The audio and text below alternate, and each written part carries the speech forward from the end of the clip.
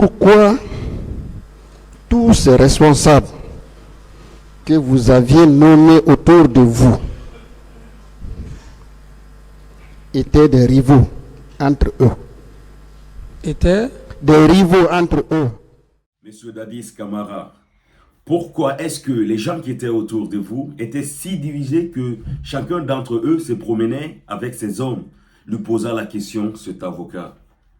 Est-ce que par la politique de Machiavel, divisé pour régner, Machiavel dont vous avez tant admiré et tant parlé de lui lors de votre règne? Bonjour et bienvenue à tous dans cette nouvelle vidéo. Je suis Gaspard et je vous invite à regarder cette vidéo jusqu'à la fin pour mieux comprendre. À tout à l'heure. Capitaine Moussa Dadis Camara. Bonjour. Hein. Bonjour. Je voudrais vous poser quelques questions de routine à propos de ce qui s'est passé pendant l'exercice de votre pouvoir. Est-ce qu'il y a eu un pacte, une convention ou une entente entre vous et les autres membres du CNDD? Non. Je ne voudrais pas parler de ce que du pacte dont le commandant Toumba a parlé. Je comprends bien, mais quelconque. Je comprends, j'ai bien compris votre question. Par rapport à la nomination, par rapport à la gestion du pouvoir, il n'y a jamais eu de convention entre vous et les membres? Non, maître. Bien.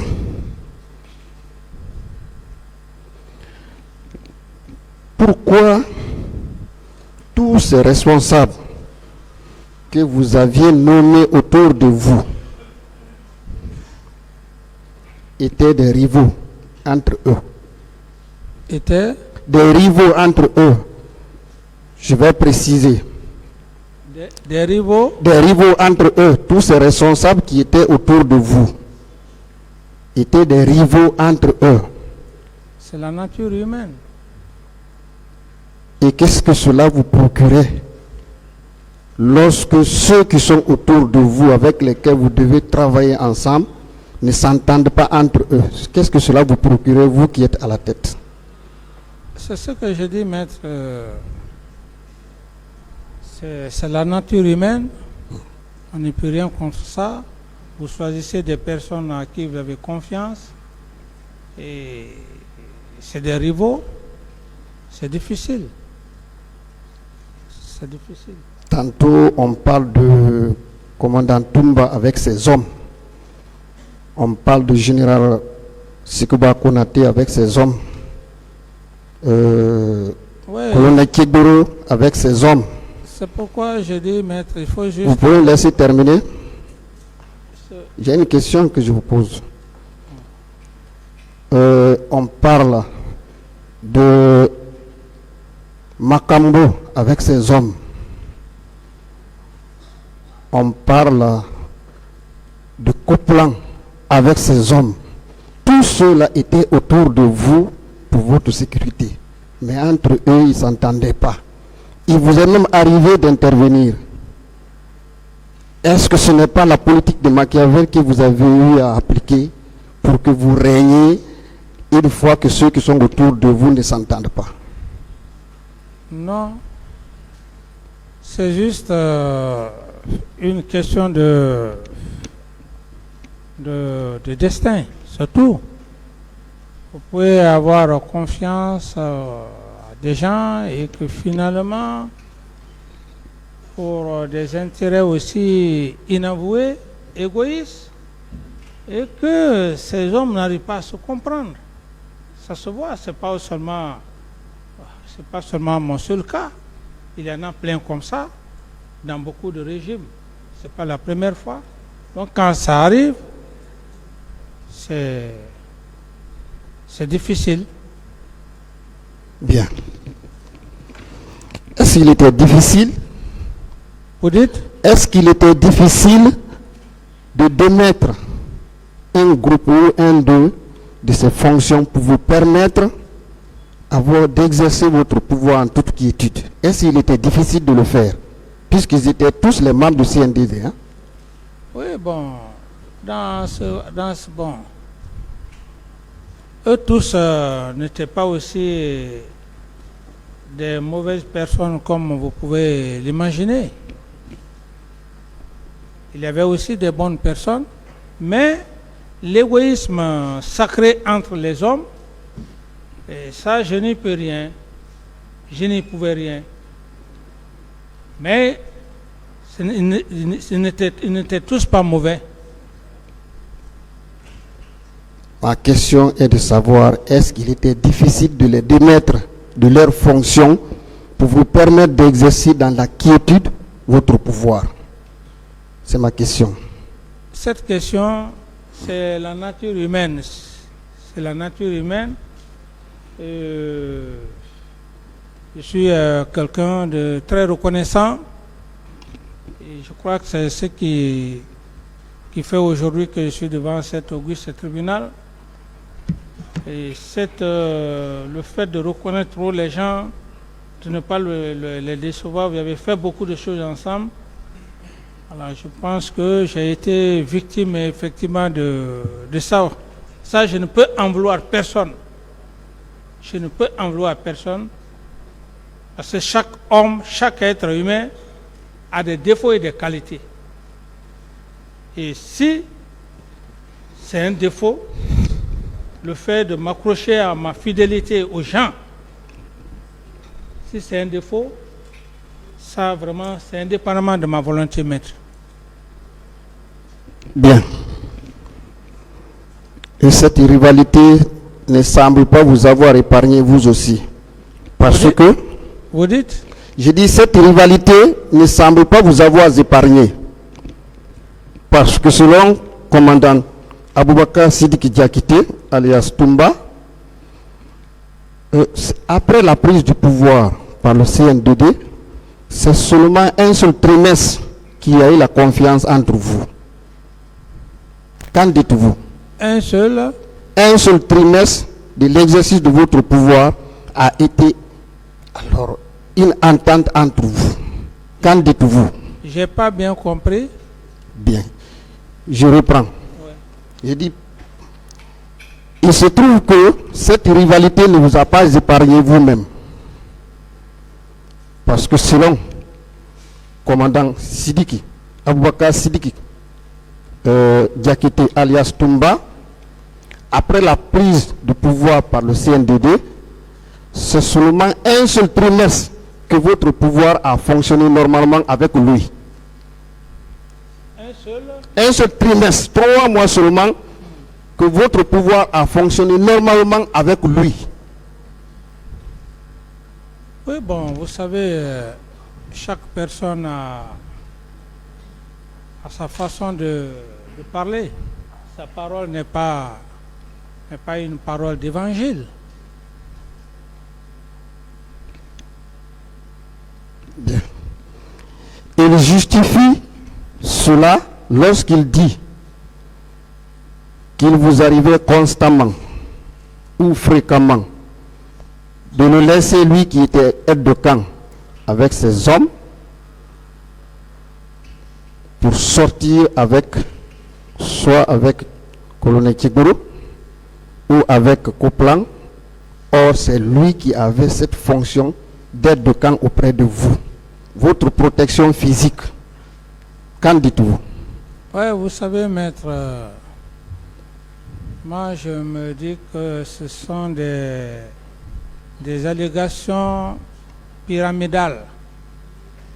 Des allégations pyramidales dont les structures ne tiennent pas. Ce sont des allégations. Tebro ne s'est jamais substitué du poste de Toumba. Vous allez remarquer même dans les vidéos, pas un seul instant, Tebro. Ce sont des allégations pures et simples. Des allégations pures et simples. C'est pourquoi d'ailleurs j'ai dit que Tebro, je le voyais d'ailleurs très rarement. Très rarement. Comment est-ce que Tebro faut être fou. Vous n'avez pas besoin de se substituer à un poste d'aide de camp. Il faut avoir le bon sens pour comprendre. Ce sont des allégations pures et simples. Bien. Toujours le commandant Toumba dit que cette méfiance qui a caractérisé vos rapports vous a conduit à nommer auprès de lui votre homme de confiance, qui est Cissé Raphaël Haba, à l'effet de le contrôler tous ces mouvements et de vous rendre compte. Qu'en dites-vous? Maître, c'est l'honneur entre Dieu et moi. Entre Dieu et moi et ma prière, c'est dans cette salle que Dieu, que ma prière tombe à zéro. C'est dans cette salle que j'ai connu Cissé Raphaël. C'est dans cette salle. Je n'ai jamais vu cet homme. Même lorsque Toumba est venu avec toutes les allégations pour dire qu'il est venu avec Cissé Raphaël devrait aller je ne sais où dans une mine. Ce sont des montages, des allégations. Bien. Ce sont des allégations pures et simples. À ce sujet, mon capitaine, Cissé Raphaël Haba a été catégorique lors de son interrogatoire. Une question lui a été posée. Nous sommes à la page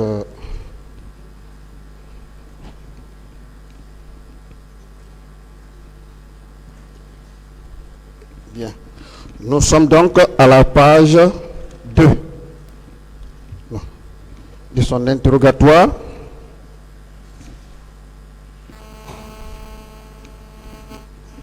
La question est la suivante. Étiez-vous un élément permanent de la garde? Et Cissé Raphaël Haba répond: moi, en tant qu'homme de confiance du président Moussa Dadis Camara, j'étais permanemment à côté de lui, sauf les week-ends et les jours fériés. Qu'en dites-vous? Maître, vous savez, c'est ce que je viens de dire. Il y a des allégations dans la vie quand on le fait, quand on les fait, c'est seul Dieu qui peut payer. C'est Raphaël. Je dis bien et je réitère.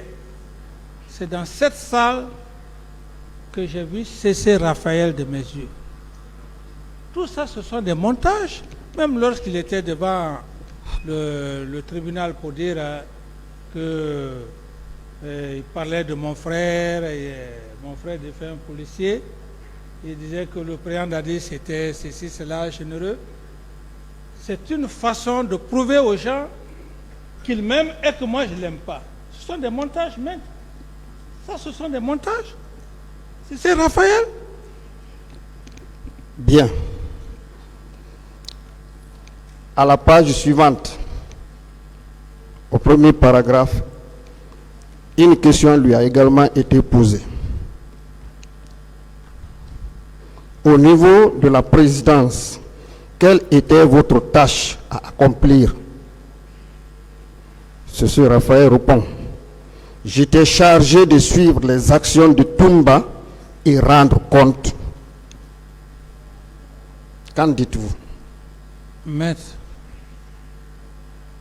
c'est ce que je viens de vous dire. Cissé Raphaël, peut-être qu'il a été choisi. Il était très proche de Toumba, puisque je faisais confiance à Toumba. C'est une façon de dire que je l'ai mis pour surveiller Toumba. Est-ce que moi je doutais d'un seul instant de Toumba? Mais j'ai pris Toumba, je l'ai mis au-dessus de tout le monde. Quelqu'un qui venait me parler de Toumba, je m'énervais. Entre Dieu et moi, surtout ce qui m'est cher. Lorsque le cas de Cissé Raphaël vient se poser, je dis simplement: maître, ce sont des allégations. Et je me dis que puisqu'il était lié avec C.C. Raphaël, la confiance que je lui ai placée, il a mis C.C. Raphaël auprès de lui, sous prétexte que c'est capitaine Dadis qui lui a envoyé officiellement. C'est aussi simple que ça. Mais... Bien. Toujours à propos de cette nomination de l'adjudant C.C. Raphaël Abba.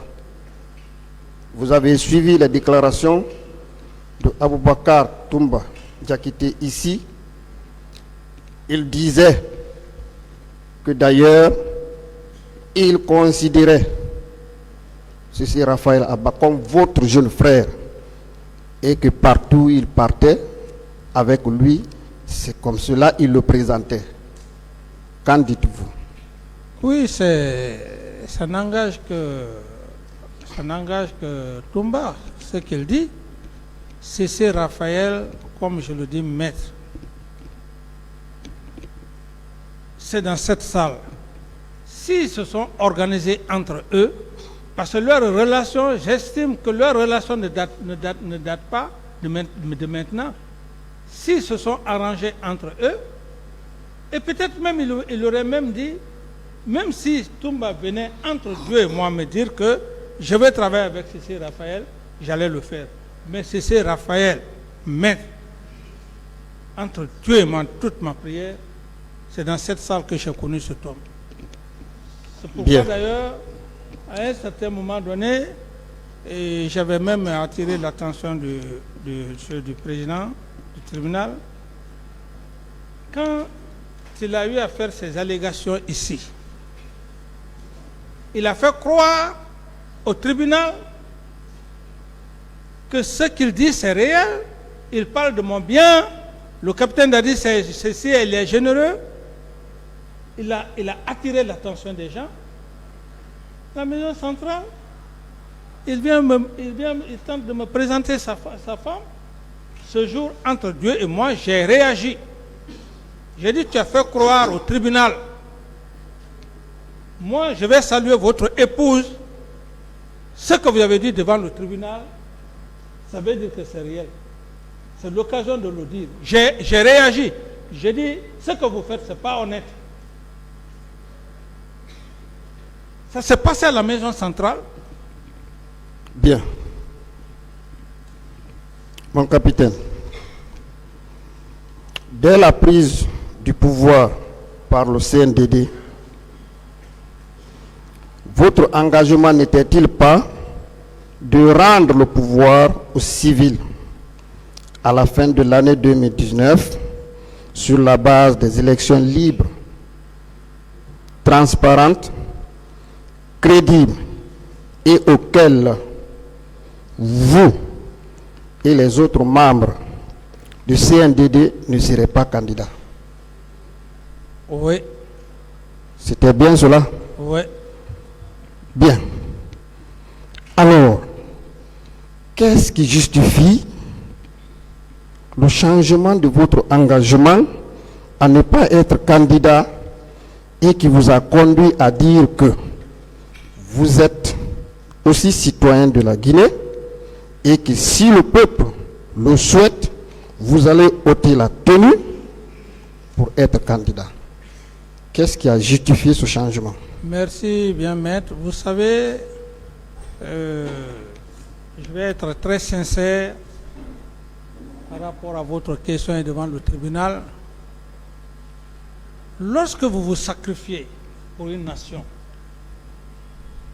vous prenez le pouvoir. J'ai pris le pouvoir, j'ai fait appel à tous les leaders politiques qui étaient même à l'étranger. Je les ai invités au camp Al-Fayda. À un certain moment donné, ces mêmes leaders ne veulent plus me reconnaître.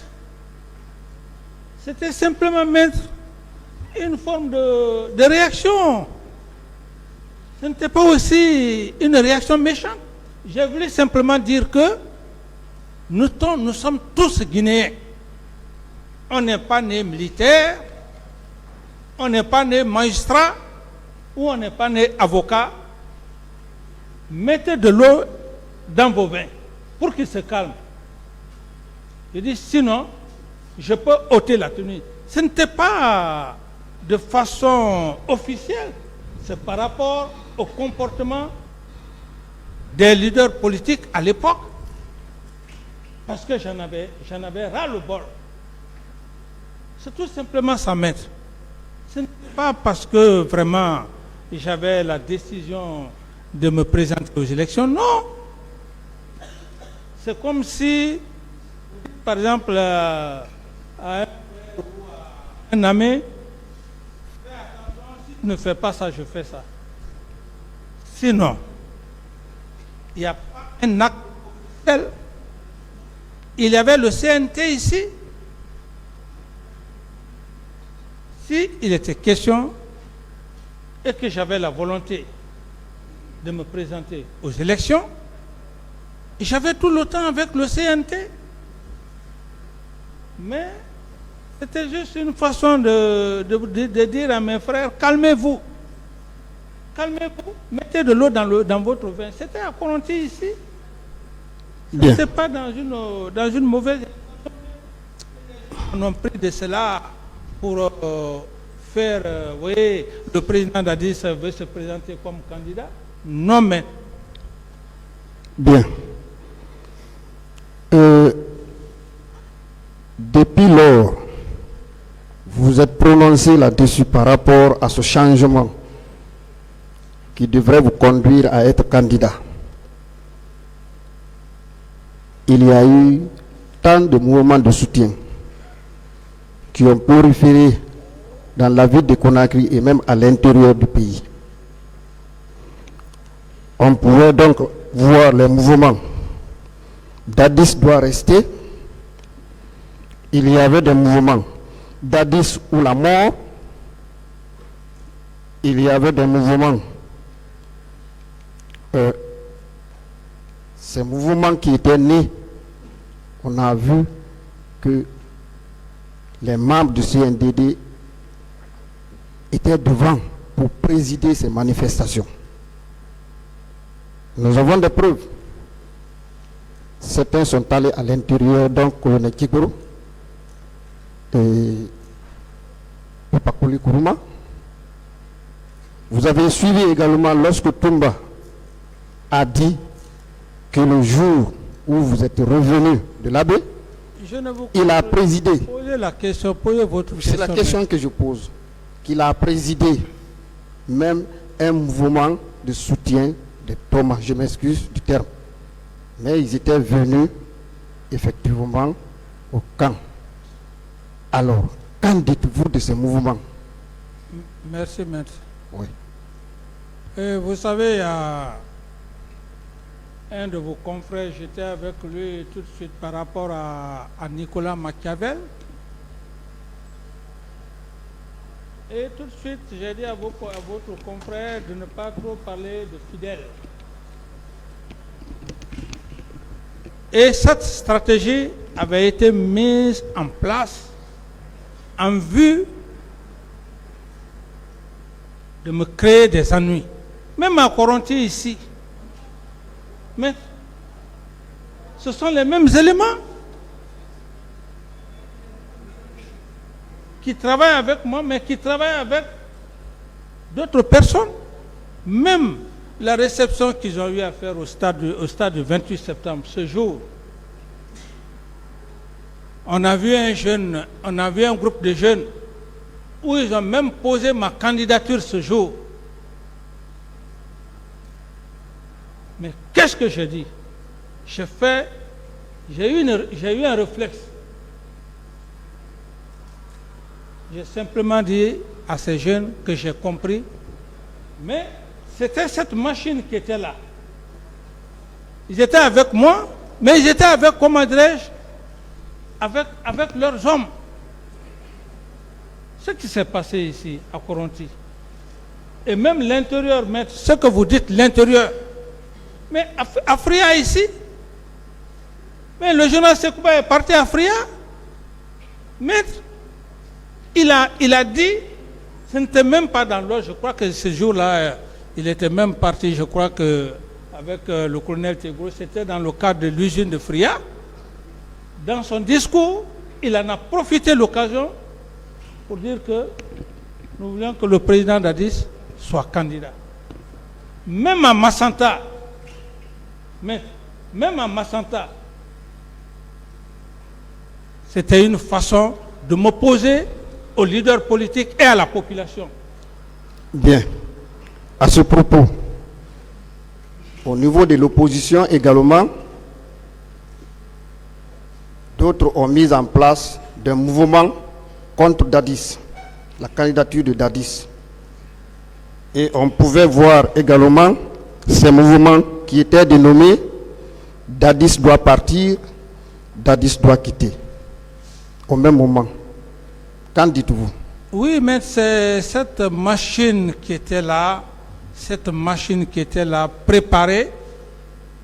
Dadis doit rester, Dadis ou la mort, pour envenimer, pour mettre l'huile sur le feu. Ça, c'était les vraies prémices du complot. Des gens auxquels j'ai eu confiance en eux, comme le général Sekouba, le cas de Massanta, il est parti là-bas, à Fria également. Et lorsque tu vois le discours, lorsque vous entendez vous l'entendez parler, vous allez dire que c'est l'homme à mourir pour moi. Mais au fond, c'est faux.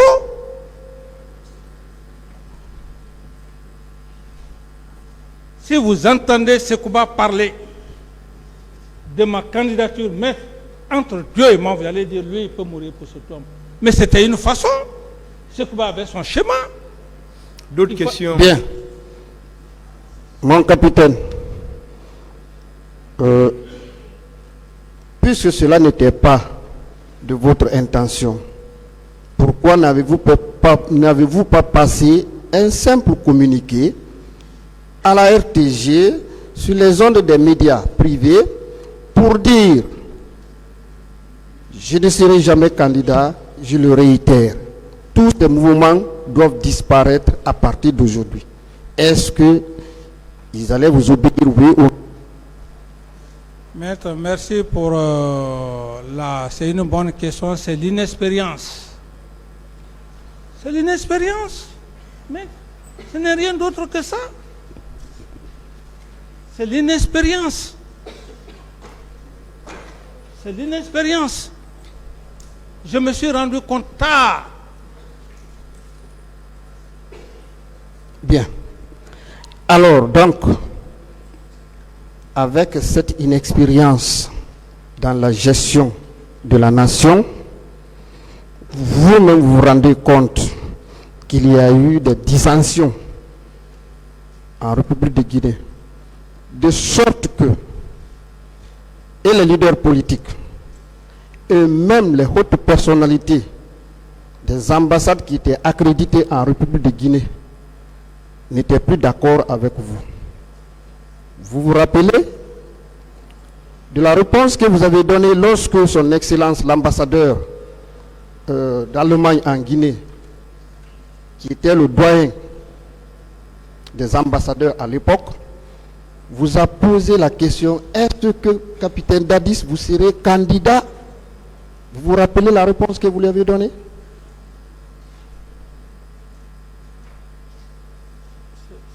Vous avez fini? Oui. Oui, maître, vous savez, toutes choses, comme je le dis,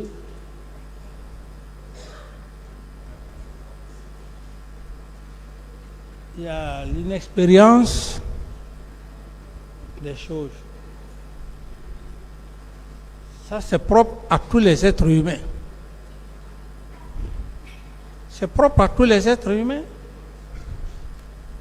Sinon, tout ce que vous dites, c'est réel. Tout ce que vous dites, je n'en disconviens pas. Mais mon entourage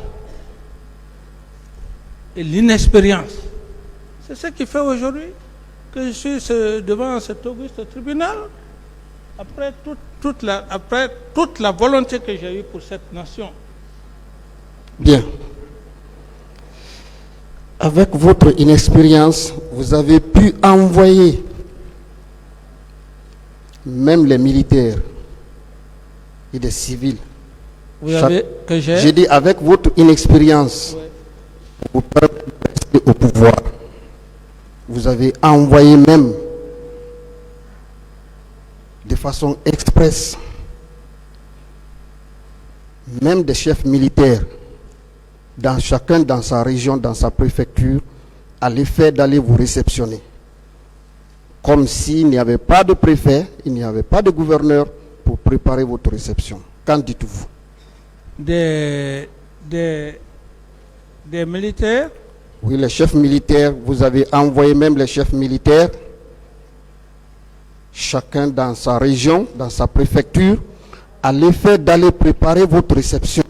Non, mais ça c'est... Il n'y a pas cet officier aujourd'hui, des chefs militaires, qui peut dire aujourd'hui que moi, je leur ai envoyé dans chaque préfecture pour une quelconque candidature maître. Et si cela s'est passé, je précise bien, la même machine qui était là, la personne à qui, devant tout le peuple de Guinée, je prenais sa main, devant tout le peuple de Guinée, le général Sekouba, il pouvait faire ces choses-là. Tout ça pour que je sois infréquentable. Bienvenue à tous dans cette nouvelle vidéo et surtout si c'est la première fois que vous regardez une de mes vidéos, n'oubliez pas de vous abonner, partager puisque ça pourrait intéresser aussi d'autres personnes. Quand je vois cet avocat ici poser les questions à Dadis, je me rends compte que réellement il y a aussi des gens qui sont professionnels dans leur travail. Et il y a quelque chose que je voulais signaler aussi, c'est que voilà, chaque fois que je m'assois derrière mon écran en train de regarder ce procès, je me rends compte que voilà, c'est une grande école où je suis en train d'apprendre beaucoup de choses. Et c'est la même chose peut-être pour beaucoup d'entre vous qui regardent ces procès. Je pense très bien que quand on s'assoit ici et qu'on regarde ces gens-là parler, et même ces juristes aussi poser la question et de la manière dont ils sont en train d'agir ici, je me rends compte que réellement c'est plein de leçons de vie ce procès. Et surtout, je vous invite aussi à regarder la deuxième partie de ce même avocat, toujours face à Dadis. C'est encore plus intéressant que cette première. En tout cas, n'oubliez pas de vous abonner et on se retrouve à très bientôt pour une nouvelle vidéo, mes frères.